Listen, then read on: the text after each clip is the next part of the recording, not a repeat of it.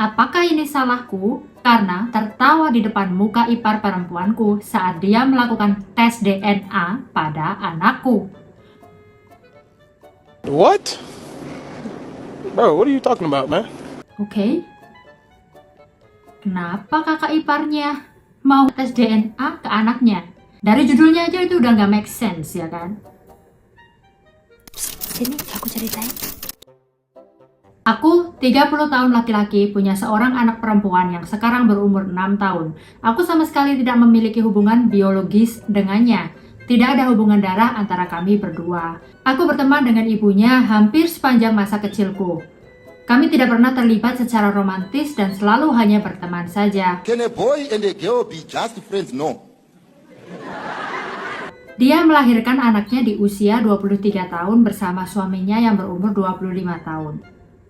Waktu anakku masih bayi baru lahir, sekitar 3 bulan tepatnya, ibunya dan ayahnya meninggal dunia. Oh tidak. Aku tidak akan membahas terlalu detail karena alasan privasi, tapi itu adalah dor-dor di tempat kerja. Oke?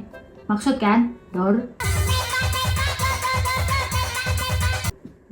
Temanku dan suaminya bekerja di gedung yang sama dan keduanya Oke. Ini mau ngegosip apa jadi tragedi sih ceritanya ya? Kita mau gosip di sini. Baik temanku maupun suaminya sama-sama tumbuh besar di keluarga yang kurang ideal dan tidak punya saudara kandung. Jadi tidak ada kerabat terdekat yang bisa mengasuh anak perempuan mereka. Namun, karena aku dekat dengan mereka, aku bisa mengadopsinya. Meskipun sebelumnya aku sempat ragu soal ide punya anak, aku tidak mau anak mereka tumbuh besar di panti asuhan atau di sekitar orang-orang yang tidak punya koneksi dengan orang tua biologinya. Jadi, aku turun tangan. Wah, baik banget ya orangnya ya. Orang tua dan saudara-saudaraku tahu bahwa anakku bukan anak kandungku secara biologis. Anakku, akan aku sebut Lily untuk postingan ini, juga tahu bahwa dia diadopsi. You're adopted. Dia tahu orang tuanya sudah meninggal dan dibunuh oleh orang jahat. Tapi aku menyimpan detailnya untuk nanti saat dia sudah lebih besar. Ya benar, kalau masih kecil mah nanti dulu. Belum saatnya tahu ya kan. Lily sama sekali tidak mirip denganku. Dia persis seperti ibunya dan ayah biologisnya. Kebanyakan orang mengira aku adalah ayah biologisnya dan bahwa dia hanya mewarisi wajah ibunya. Aku tidak pernah benar-benar meluruskan ini kalau ada orang yang berasumsi begitu karena rasanya tidak perlu. Jangan gitu. Kalau di tetangga-tetangga kita itu pasti bakal ngomongin bro. Jadi buat kamu-kamu, kalau ada sesuatu yang kayak gini harus dibicarakan, harus diluruskan. Oke, kalau nggak bakal jadi apa? Ya jadi omongan lah ya kan? Kakakku sudah bersama tunangannya selama sekitar 2 tahun. Beberapa minggu lalu kami semua berkumpul di rumah orang tuaku. Dan ipar perempuanku melihat foto lamaku, temanku, dan suaminya. Dia menunjuk temanku dan bertanya, siapa itu? Dan aku menjelaskan bahwa itu adalah ibunya Lily. Ipar perempuanku tiba-tiba diam dan berdiri di depan foto itu cukup lama. Kayaknya dia curiga apa gitu kali ya. Mukanya mungkin mirip ya. Mirip sama suaminya mungkin. Emang apa sih nggak boleh? Sombong amat. Aku tidak terlalu memikirkannya. Untuk klarifikasi, dia tahu temanku sudah meninggal, tapi sepertinya tidak tahu bahwa temanku sudah menikah atau bahwa Lily bukan anak biologisku. Oke, jadi kakak iparnya nggak tahu ya kalau anaknya itu adopsi. Sepertinya dia mengira anakku adalah anak kandungku dan anak temanku. Ipar perempuanku diam-diam melakukan tes DNA pada anakku tanpa sepengetahuanku.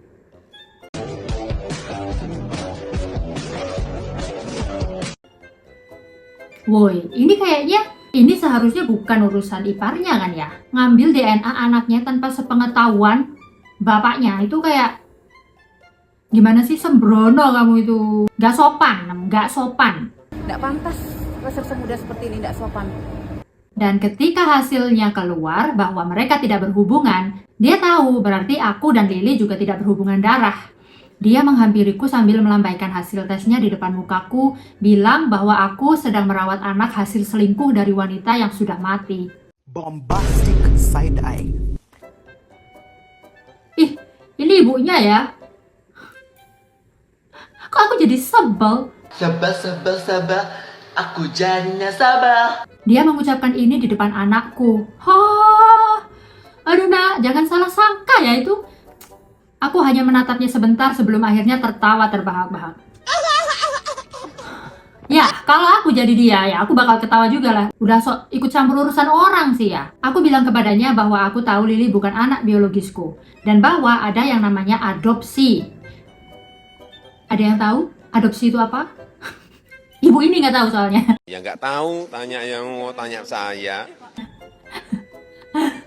Mukanya memerah dan dia pergi dengan marah. Ngapain marah ya kan? Ngerti aku, dia pasti malu ya kan? Dikira, oh sini aku ceritain ya, itu sebenarnya begini. Ternyata bukan. Dasar ibunya suuzon aja tuh. Jadi malu sendiri kan? Kakakku marah karena aku mempermalukan tunangannya. Lah, tapi aku bilang dia mempermalukan dirinya sendiri dengan melakukan tes DNA pada anak yang bukan anaknya. Syukur loh, syukur. Lalu memamerkan hasilnya ke mukaku. Apa yang dia mau dariku? Apa tujuannya dengan semua ini? Hah? Apa tujuannya? Apa dia mau aku hancur dan meninggalkan anakku? Busuk hati kau, sirik hidup kau, dengki hidup kau. Kakakku bilang dia pikir dia melakukan hal yang benar dan menyebutku brengsek. Bagaimana bisa? Bagaimana bisa? Aku tidak merasa seperti orang brengsek, apalagi mengingat ipar perempuanku yang mengurus urusan orang lain yang bukan urusannya. Ayo, siapa tuh yang kayak gini? Kalau kau ngurus hidup orang, jangan nanggung.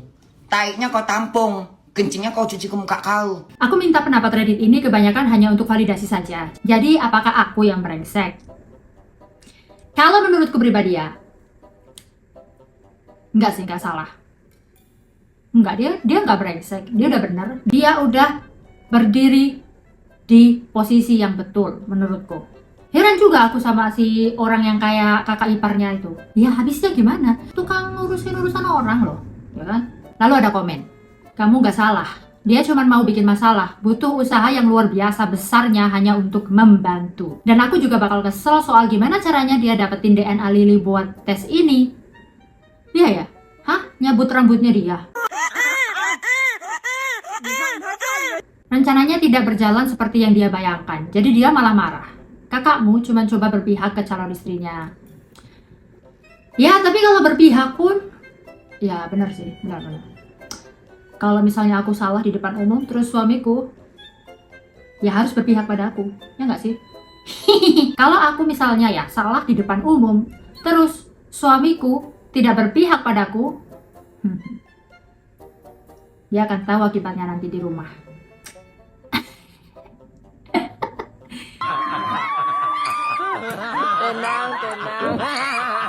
Next komennya, yang juga bikin aku kesel adalah membongkar kebenaran di depan Lily. Dia dengan sengaja mencoba menyakiti seorang anak.